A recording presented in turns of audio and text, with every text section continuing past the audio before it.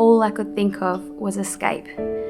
Escape from the hell he created for me and my kids every day, every week, every month for years. He controlled the money, he controlled where we went and when. He even waited outside work and school. There was literally no way to avoid him and his rage. I knew something had to change.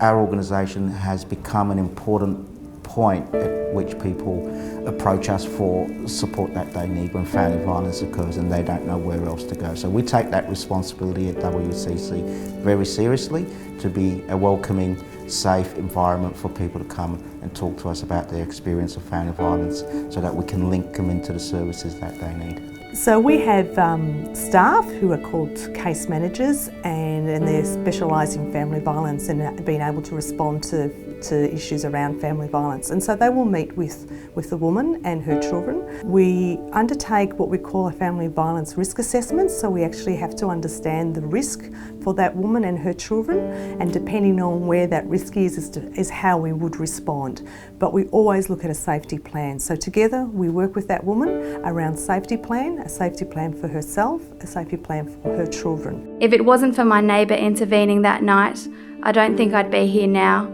and my kids wouldn't have their mum. One simple "Are you okay?" from her was all it took to help me change my life and that of my children's for the better. We would ask anybody in the community, if they hear family violence occurring, to call 000. Whether you provide your name or you call anonymously, as long as we get the information, we can respond and intervene in that situation and hopefully provide a greater level of protection and intervention to stop the family violence occurring. I thought I was alone in this violent relationship, but I wasn't, and neither are you. Family violence can leave women feeling vulnerable, isolated and trapped and powerless. So it's important that we're able to provide safe spaces for women to seek confidential, non-judgmental advice and information about their rights, and also the support that they need to escape their situation. We accommodate women in houses scattered around the northern region, and they are supported by our specialist family violence workers. If a woman or goes to a police station or to a hospital, then we're called in to support that woman through that process.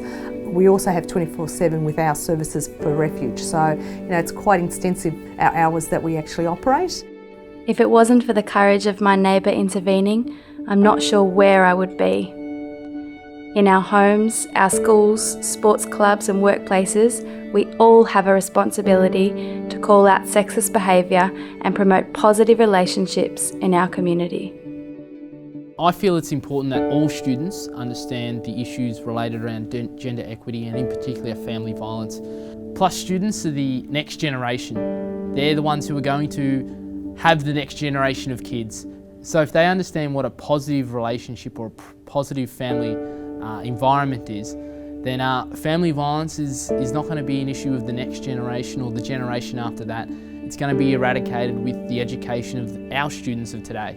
One of the core principles that we have at our club is a code of conduct that we make all kids sign, we make all parents sign, and we make no apologies for making sure they abide by and adhere to that policy. But what we find is that with the culture that we build around the club, which incorporates those code of conducts, that we have a really good quality membership base of people who embrace it. So the club is bound by a code of conduct, but I think that those respectful relationships begin with leadership, and they begin with a really strong emphasis from our club committee that demands that our players and our coaches and our spectators abide by that code of conduct. Well, family violence has our full attention and zero tolerance. As a local government, we're working very, very hard with our local community grassroots organisations and not-for-profits to address the issue locally. The City of Whittlesea has over 2,000 reported cases of family violence each year, which are only the reported cases.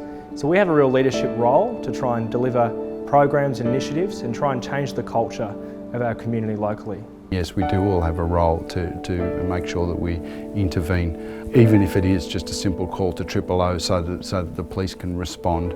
That's what the community expects us to do as individuals. The standard you walk past is the standard you accept.